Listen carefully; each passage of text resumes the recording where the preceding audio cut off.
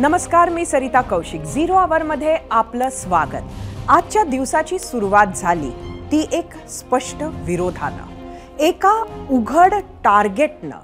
ते टार्गेट होते गृहमंत्री देवेंद्र फडणवीस आणि त्यांचा पक्ष भाजपा. टार्गेट करणारे आहेत अंधश्रद्धा निर्मूलनाचे श्याम मानव, माजी गृहमंत्री अनिल देशमुख आणि मराठा आंदोलक मनोज जरांगे. तिघांनी गेल्या 48 तासांमध्ये उपमुख्यमंत्री देवेंद्र फडणवीसांना थेट टार्गेट केलंय, ज्याची सुरुवात झाली नागपुरात, तीही बरोबर 24 तास आधी. एरवी राजकारणापासून दूर राहणारे आणि राज्यभरात अंधश्रद्धा निर्मूलनाचे काम करणारे श्याम मानव यांनी एका बैठकीचं आयोजन केलं. त्याला अंधश्रद्धा निर्मूलन समितीच्या कार्यकर्त्यांसह मराठा सेवा संघ, संभाजी ब्रिगेड, गुरुदेव सेवा मंडळ, अनेक दलित व ओबीसी समाजासाठी काम करणाऱ्या सामाजिक संघटनांना निमंत्रणही दिलं. मात्र हे करत असतानाच त्यांनी नाव न घेता देवेंद्र फडणवीसांवर आरोप केलेत. तत्कालीन गृहमंत्री अनिल देशमुखांवर तपास यंत्रणांचा वापर करत एका विशिष्ट पद्धतीचे जबाब देण्यासाठी दबाव आणल्याचा दावा श्याम मानव यांनी केला. त्याला आज एबीपी माझासाठी बोलताना अनिल देशमुखांनी दुजोराही दिला आणि देवेंद्र फडणवीसांवर आणखी एक आरोप जोडला. नागपुरातून झालेले दोन्ही आरोप आपण पाहणार आहोतच, मात्र त्याआधी आणखी एक आरोप सांगते. राजकारणात उतरणार नाही, निवडणूक लढवणार नाही, राजकीय पक्षांसोबत युती आघाडी करणार नाही, करेन तर फक्त समाजासाठी काम, समाजासाठी आंदोलन करेन असं म्हणत गेल्या 1 वर्षापासून मराठा आरक्षणाचा लढा देणारे मनोज जरांगे आज देवेंद्र फडणवीसांवर बरसले. 5 दिवसांपासून जरांगेंचं उपोषण सुरू होतं. तेच उपोषण जरांगेंनी आज मागे घेतलं. उपोषण मागे घेत असताना मनोज जरांगेंनी एक मोठा एल्गार केला, ज्यात त्यांचा देवेंद्र फडणवीसांवरचा राग पुन्हा एकदा उफाळून बाहेर आला. तो आधी पाहूया आणि मग विश्लेषण. देवेंद्र फडणवीस मला याच्यात गुंतणारे, पोलीस त्याच्या हातात आहेत, कोर्टाचं मंत्रालय सुद्धा त्याच्या हातात आहे आणि तो गुंतविणार म्हणजे त्याला निवडणूक काढून निघून न्यायची. कशी बी मला आत टाकू, मी तर असं आत जात नाही, याच्यात आत टाकायचं, आत मारायला बी लावायचं. मी आत गेलो, भाजपचं एक बी सीट नाही आलं पाहिजे, एक बी राज्यात ज्या जिथं आपला समाज नसेल तिथं सुद्धा एक बी नाही आला पाहिजे. आणि देवेंद्र फडणवीस कायमचा राजकारणातून संपला पाहिजे, कायमचा.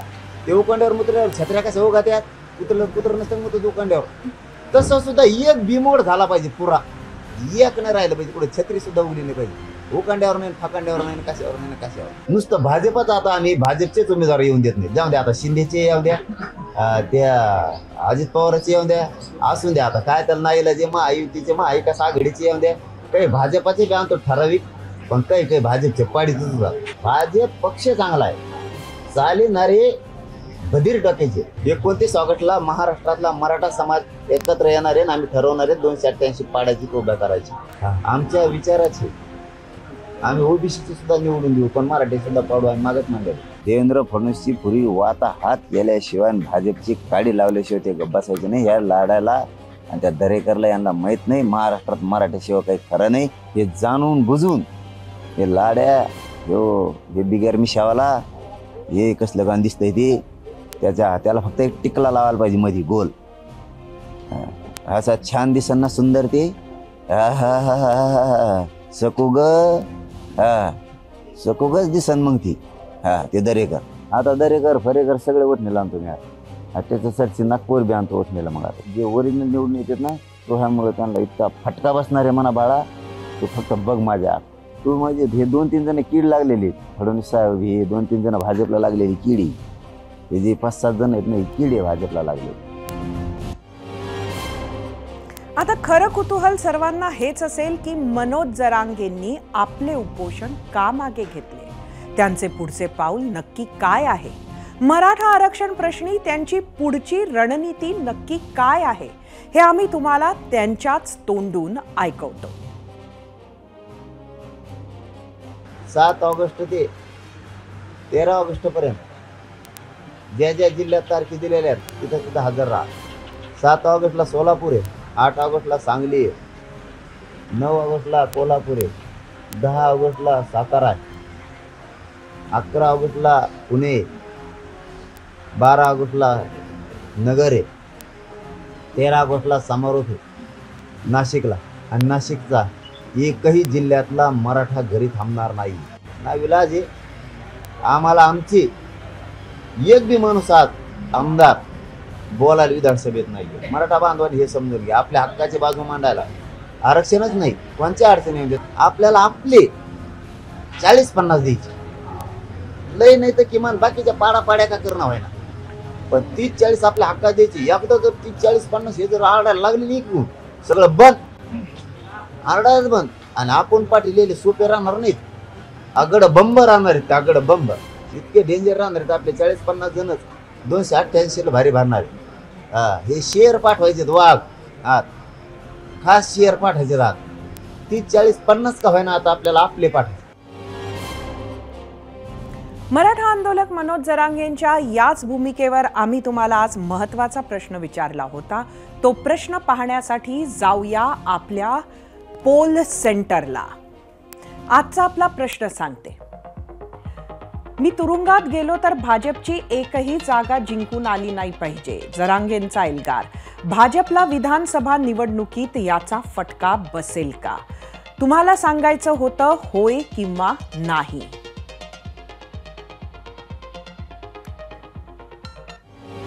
मनोज जरांगेंनी मागच्या वेळी जेव्हा उपोषण सोडलं होतं तेव्हाही अशाच भाषेचा वापर करत देवेंद्र फडणवीसांवर त्यांनी अनेक आरोप केले होते. त्यानंतर काही दिवसांमध्येच मनोज जरांगेंनी दिलगिरी व्यक्त केली होती. रागाच्या भरात आपण असं बोलून गेलो असंही ते म्हणाले होते. आणि आता पुन्हा एकदा मनोज जरांगेंनी त्याच भाषेत फडणवीसांना टार्गेट केलंय. याच टार्गेटिंगवर खुद्द फडणवीसांनी काय उत्तर दिलंय तेही पाहूयात. तुमच्या सत्य परिस्थितीवरती जर आम्ही येऊन बोलायला लागलो तर कदाचित तुम्हाला तोंड लपवणं देखील भारी होऊन जाईल. कारण तुम्ही ज्या पद्धतीतली भाषा वापरता, ज्या पद्धतीमध्ये तुम्ही एकेरी शब्दांनी सन्माननीय देवेंद्र फडणवीसांबद्दल बोलता हे आम्हाला कदापि मान्य नाही. ज्या पद्धतीमध्ये देवेंद्र फडणवीसला टार्गेट कोण करेल? कोणाला फायदा आहे देवेंद्र फडणवीसला टार्गेट केल्यामुळे? जसं तुम्ही म्हणालात फक्त आणि फक्त टार्गेट एकच देवेंद्र फडणवीस. ही देवेंद्र फडणवीसची जी काही शक्ती आहे, लोकांचं प्रेम आहे, हे कोणाला समजतं? हे कोणाला घातक वाटतं? देवेंद्र फडणवीसमुळे कोणाला धोका आहे हे आपल्या सगळ्यांना माहिती आहे. त्यामुळे इकोसिस्टीम कोण चालवत आहे हे देखील आपल्याला माहिती आहे. मराठा आंदोलक मनोज जरांगेंनी केवळ देवेंद्र फडणवीसांना टार्गेट केलंय असं नाही, तर मराठा आरक्षण प्रश्नी पुन्हा सुरू झालेल्या त्यांच्या उपोषणावर टीका करणारे भाजप नेते प्रसाद लाड आणि प्रवीण दरेकर यांच्यावरही त्यांनी जहरी टीका केली, जी आपण ऐकली काही वेळापूर्वीच. त्यानंतर लाड आणि दरेकरांनीही जरांगेंना तीव्र शब्दात प्रत्युत्तर दिलंय. त्यांना आमचे उमेदवार पाडायचे असतील तर त्यांनी 288 उमेदवार उभे करावेत. आम्हीही बघू कसे पाडता, असं आव्हान लाड यांनी दिलंय. तर जरांगे यांच्या नौटंकीला मराठा समाज भुलणार नाही असे म्हणत प्रवीण दरेकरांनी मनोज जरांगेंवर पलटवार केलाय. पाहूयात.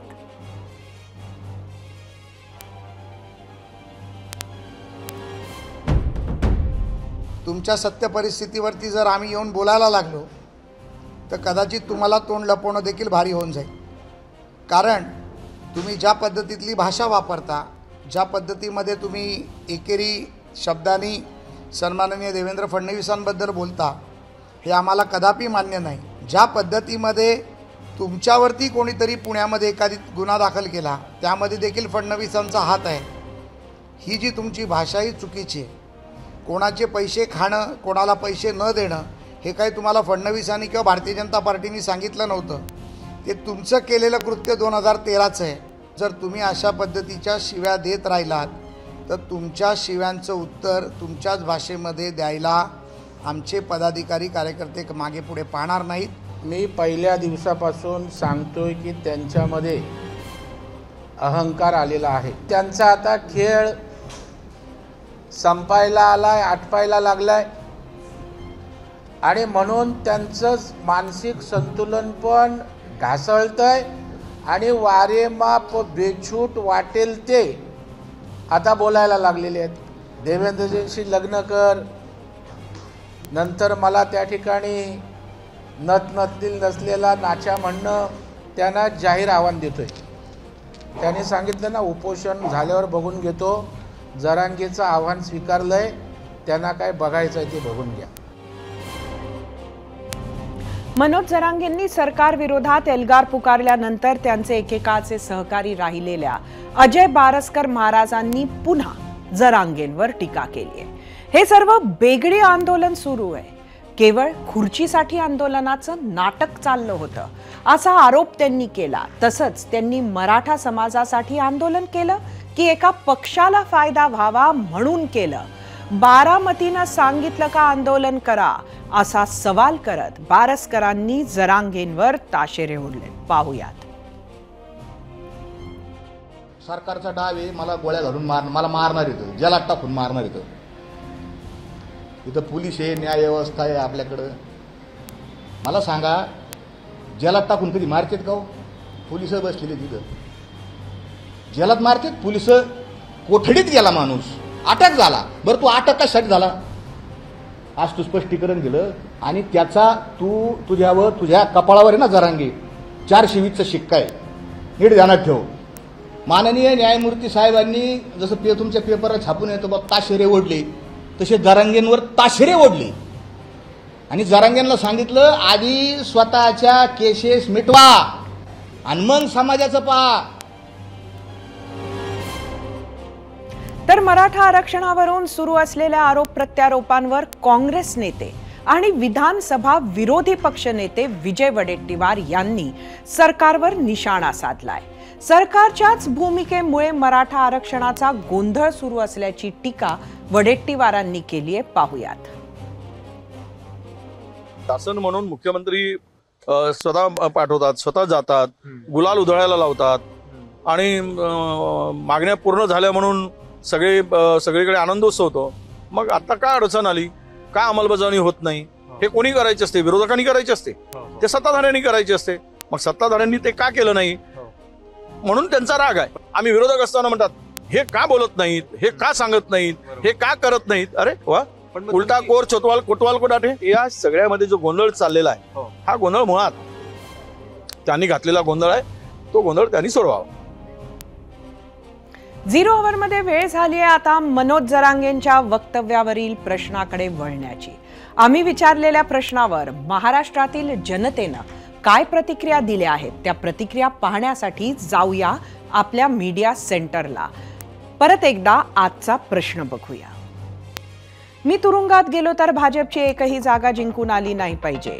जरांगेंचा एल्गार, भाजपला विधानसभा निवडणुकीत फटका बसेल का? सोशल मीडियावर आलेल्या प्रतिक्रिया बघूया। एक्स वरून भाग्येश, सर्वांनी सुपारी घेतली आहे फडणवीस आणि भाजपला पाडण्याची। YouTube वरून अनिल वडजे पाटील, हो नक्कीच, लोकसभेत जशी हार झाली तशी आता विधानसभेला होणार। भाजप जेवढा मनोज जरांगेंना त्रास देणार तेवढं स्वतःचं नुकसान करणार।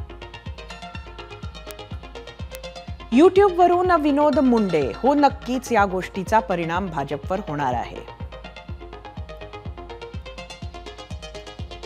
YouTube वरून राजेंद्र तरहल, 100% भाजपला धक्का बसेल।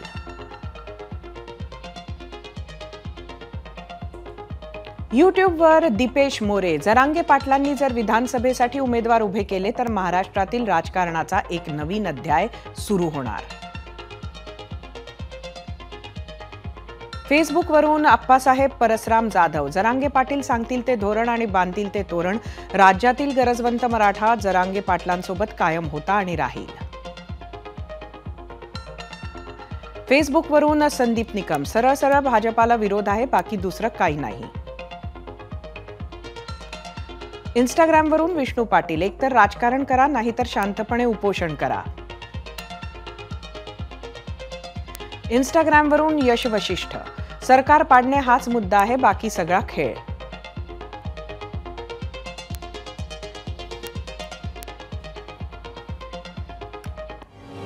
पण आज निशाणा देवेंद्र असणारे एकटे मनोज जरांगे नव्हते, तर माजी गृहमंत्री अनिल देशमुखांनीही देवेंद्र फडणवीसांवर घणाघाती आरोप केलेत. 3 वर्षांपूर्वी राज्यात महाविकास आघाडीचं सरकार होतं. अनिल देशमुख तेव्हा गृहमंत्री होते. मुंबईच्या बार मालकांकडून 100 कोटी वसुलीचे प्रकरण गाजले. हायकोर्टानं CBIनं तपास करावा असे आदेश दिले आणि अनिल देशमुखांनी राजीनामा दिला. मात्र त्या काळात राज्यात दिशा सालियन मृत्यू प्रकरणही गाजत होतं. त्या काळाशी संबंधित आहेत अनिल देशमुखांचे आजचे आरोप. त्यांचे म्हणणे आहे की तेव्हाचे विरोधी पक्षनेते देवेंद्र फडणवीसांनी त्यांचा एक खास माणूस अनिल देशमुखांकडे पाठवला आणि त्यांच्या फोनवरून देवेंद्र फडणवीस स्वतः अनिल देशमुखांशी बोलले आणि त्याच कॉलवर फडणवीसांनी देशमुखांना राज्यातील 4 नेत्यांवर गंभीर आरोप करण्यास सांगितले. बरं, ते 4 नेते कोण? तर पहिले होते तत्कालीन मुख्यमंत्री उद्धव ठाकरे, तत्कालीन उपमुख्यमंत्री अजित पवार, तत्कालीन मंत्री अनिल परब आणि आदित्य ठाकरे. याच नेत्यांची नावं घेत अनिल देशमुखांनी ABP माझाच्या कॅमेरावर गृहमंत्री देवेंद्र फडणवीसांवर आज परत गंभीर आरोप केलेत. ते आधी पाहूया.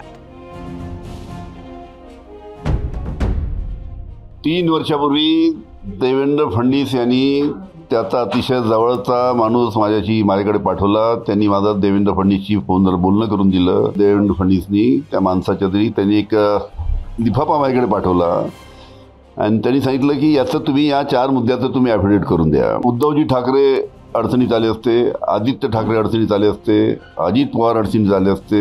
ॲफिडेविट करून देण्यासाठी नकार दिल्यामुळे माझ्या मागे ED CBI लावून मला अटक करण्यात आली. उद्धव ठाकरेवर मी खोटा आरोप लावायचा की यांनी महानगरपालिकेच्या निवडणुकीसाठी मला पैसे जमवायला सांगितले. आदित्य ठाकरेवर खोटा आरोप लावायचा मी की आदित्य ठाकरेंनी दिशा सालियनवर रेप केला आणि तिला बाल्कनीतून ढकलून दिला. अजित पवारवर खोटा आरोप मी लावायचा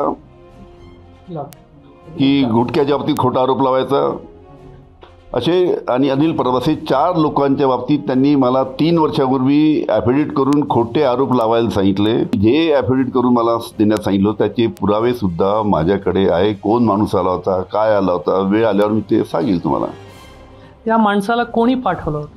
देवेंद्र फडणवीसनी. तुमच्या शासकीय निवासस्थानी भेट झाली? माझ्या शासकीय निवासस्थानी 3 वर्षापूर्वी. मी पुराव्याशिवाय बोलत नाही. इकडे अनिल देशमुखांनी गंभीर आरोप केले आणि तिकडे CBIचा एक धक्कादायक अहवाल पुढे आला ज्यात अनिल देशमुखांवर गंभीर आरोप आहेत. जळगावचे तत्कालीन पोलीस अधीक्षक प्रवीण मुंढे, जे आता मुंबईत DCP पदावर आहेत, यांनी CBIकडे कबुली देत तत्कालीन गृहमंत्री अनिल देशमुखांवर मोठा आरोप केलाय. काय आहे नक्की ही कबुली आणि त्या अहवालात ते बघूया ग्राफिक्सच्या माध्यमातून. आणि त्यासाठी परत एकदा जाऊया आपल्या मीडिया सेंटरला. तत्कालीन SP प्रवीण मुंढेंचे काय आहेत अनिल देशमुखांवर आरोप? काय म्हणतोय अहवाल? गिरीश महाजनांविरुद्ध विजय भास्करराव पाटलांनी तक्रार दिली. तक्रारदार येण्यापूर्वीच अनिल देशमुखांचा मला फोन आला. अनिल देशमुखांनी विशेष सरकारी वकिलाला माझ्याकडे पाठवलं. देशमुखांनी FIR दाखल करण्याचे आदेश दिल्याचं वकिलांनी सांगितलं. मी त्यांना पुणे शहर पोलिसांकडे जाण्यास सांगितलं कारण त्यांनी सांगितलेला घटनाक्रम जळगाव हद्दीतील नव्हता. मात्र तक्रारदारानं त्याला नकार दिला. पुन्हा आठवड्याभरानं अनिल देशमुखांचा फोन आला. देशमुखांनी पुन्हा तक्रारदाराला पाठवत असल्याचं सांगितलं. थेट गृहमंत्र्यांचा फोन आल्यानं मी नाशिक आयजी पोलीस महासंचालकांना सांगितलं. पुन्हा आठवडाभरानं देशमुखांचा फोन आला आणि त्यांनी मला देशमुखांकडून सातत्यानं धमकावलं जात असल्यानं अखेर मी गुन्हा दाखल केला. अनिल देशमुखांच्या दबावातून 0 FIR दाखल केला.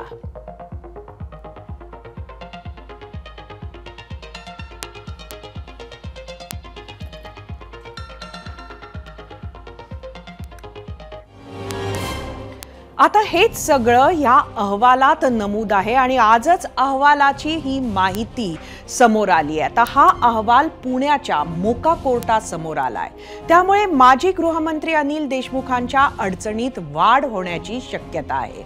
असं असतानाच आज सकाळी देशमुखांनी पुराव्यांचा इशारा देत गृहमंत्री देवेंद्र फडणवीसांवर जे गंभीर आरोप केलेत त्यावर पुराव्याचाच इशारा देत फडणवीसांनी उत्तर दिलंय. आणि ते इतक्यावरच थांबले नाही तर त्यांनी अनिल देशमुखांना गंभीर इशाराच दिलाय. तो पाहूया. अनिल देशमुख यांच्यावर आरोप लागल्यानंतर आमचं सरकार नव्हतं, मुंबई हायकोर्टाच्या चीफ जस्टिस यांनी अनिल देशमुख यांच्या विरुद्ध FIR करायला लावला. त्यांच्याच सरकारमध्ये तो FIR झाला. त्यानंतर ते जेलमध्ये गेले. 100 कोटीच्या वसुलीच्या केसमध्ये ते जेलमधनं बेलवर बाहेर आलेले आहेत. आता CBIने जी चार्जशीट दाखल केलेली आहे त्या चार्जशीटमध्ये स्पष्टपणे त्यांनी सांगितलेलं आहे कशा प्रकारे गिरीश महाजनांवर मोका लागला पाहिजे, गिरीश महाजनांवर खोट्या केसेस लागल्या पाहिजे. याकरता वारंवार गृहमंत्री म्हणून अनिल देशमुख यांनी त्या ठिकाणी दबाव टाकला. महाविकास आघाडीच्या सरकारमध्ये कशा प्रकारे विरोधी पक्षाच्या आमदारांना मोका लावणे, खोट्या केसेस टाकणे, खोट्या केसेसमध्ये फसवणे या जी मोडस ऑपरेंडी होती हे आपण सगळ्यांनी नीट बघितलेलं आहे. मी अशा प्रकारचं राजकारण करत नाही, कोणावर डूक ठेवून राहत नाही. पण माझं एक सिद्धांत पक्का आहे, मी कोणाच्या नादी लागत नाही, कोणी नादी लागलं तर सोडत नाही. त्यांच्याच पक्षाच्या लोकांनी त्या काळातल्या त्यांचे काही ऑडिओ व्हिज्युअल्स हे मला आणून दिलेले आहेत. त्यामध्ये ते उद्धव ठाकरेंबद्दल काय बोलतायत, ते पवार साहेबांबद्दल काय बोलतायत, या संपूर्ण जे आरोप आज आमच्यावर लावतायत त्या संदर्भात ते काय बोलतायत, वाझेवर ते काय बोलतायत, या सगळ्या गोष्टी आहेत. माझ्यावर वेळ आली तर मला त्या पब्लिक कराव्या लागतील. मी अशा प्रकारचं राजकारण करत नाही. पण रोज जर कोणी खोटं बोलून या ठिकाणी नरेटिव्ह सेट करण्याचा प्रयत्न करत असेल तर त्यांनी एवढं लक्षात ठेवावं, देवेंद्र फडणवीस पुराव्याशिवाय कधीच बोलत नाही. खरं तर अनिल देशमुखांनी जो आरोप केलाय त्याला कारण ठरली ती श्याम मानवांची पत्रकार परिषद. विधानसभा निवडणुकांआधी संविधान वाचवा, महाराष्ट्र वाचवा असं अभियान राज्यातील काही संघटना राबवणार आहेत. एरवी राजकारणापासून दूर असणाऱ्या संघटना आता उघडपणे सरकार विरोधात भूमिका घेत आहेत आणि त्याचं नेतृत्व श्याम मानव यांच्या अखिल भारतीय अंधश्रद्धा निर्मूलन समितीकडे आहे. त्याच्या पहिल्याच बैठकीआधी श्याम मानवांनी अनिल देशमुख आणि संजय राऊतांवर झालेल्या कारवाईचा उल्लेख करत महायुती सरकारवर टीका केली आहे. त्यावर गृहमंत्री देवेंद्र फडणवीसांनी पलटवार केला. श्याम मानव यांना अनेक दशकांपासून ओळखतो, पण त्यांनी पुराव्याचाच आधारे बोलावं असा सल्लाही त्यांनी दिला. तर त्यावर काही मिनिटांमध्येच श्याम मानव यांनीही उत्तर दिलं आणि आपण आपल्या आरोपांवर ठाम आहोत असं म्हटलं. पाहूयात. यावर सही करून द्या तर तुम्ही ईडीच्या जेलमधनं वाचा. गृहमंत्र्यांचं नाव अनिल देशमुख. देशमुखांनी खूप विचार केला, नाही म्हटलं. नाही म्हटल्यावर पुन्हा निरोप आला की तुम्हाला अजितदादांबद्दल बोलणं शक्य नसेल तर ठीक आहे, सोडून द्या. बाकी 3 ॲफिडेव्हिटवर तुम्ही सही करून द्या. याचा अर्थ हे तिघही जेलमध्ये जाणार. उद्धव ठाकरे जेलमध्ये जाणार, आदित्य ठाकरे जाणार, अनिल परब जाणार. आणि त्या माणसानं सही दिली नाही आणि स्वतः 13 महिने जेलमध्ये गेले. म्हणून मी त्यांचं जाहीररित्या अभिनंदन करत असतो आणि कौतुक करत असतो की याला खरा मर्दपणा म्हणतात. इतके वर्ष श्याम मानव मला ओळखतात, त्यामुळे त्यांनी पहिल्यांदा अशा प्रकारचे आरोप करायच्या आधी मला विचारायला हवं होतं पण दुर्दैवाने मला असं वाटतं की इकोसिस्टीममध्ये अलीकडच्या काळात सुपारीबाज लोक घुसलेले आहेत, सुपारी घेऊन बोलणारे लोक घुसलेले आहेत. दुर्दैवाने त्यांच्या नादी श्याम मानव लागले का, असा प्रश्न मला पडतो. मी महाराष्ट्रातल्या 2 माणसांची नावं घेऊन सातत्यानं बोलत आलो, संजय राऊत आणि अनिल देशमुख यांची, की कशा पद्धतीनं ईडीच्या माध्यमातून त्यांच्यावर दबाव आणला जातो आणि कशा पद्धतीनं सध्याचे लोक वागत आहेत. आता राहिला प्रश्न, मी कोणीतरी मला सुपारी दिली आणि मी वागेल असं देवेंद्र फडणवीसांना म्हणायचं आहे का? त्यांनी ते जाहीररित्या म्हणावं. खरं म्हणजे सुपारी देण्याची क्षमता त्यांच्यामध्येच जास्त चांगली आहे ना, विकत घेण्याची क्षमता त्यांच्यामध्येच जास्त चांगली आहे. मराठा आंदोलक मनोज जरांगे असो, महाविकास आघाडीचे नेते असो किंवा त्यांच्याशी संबंधित संघटना असो, आज दिवसभर या सर्वांचाच रोख होता तो उपमुख्यमंत्री आणि गृहमंत्री देवेंद्र फडणवीसांकडे. ऐन विधानसभा निवडणुकीच्या तोंडावर फडणवीसांना का टार्गेट केलं जात आहे? आरक्षणाचा प्रश्न कोण चिघळवतंय?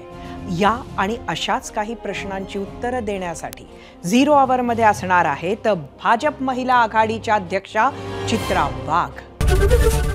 एबीपी माझा, उघडा डोळे बघा नीट.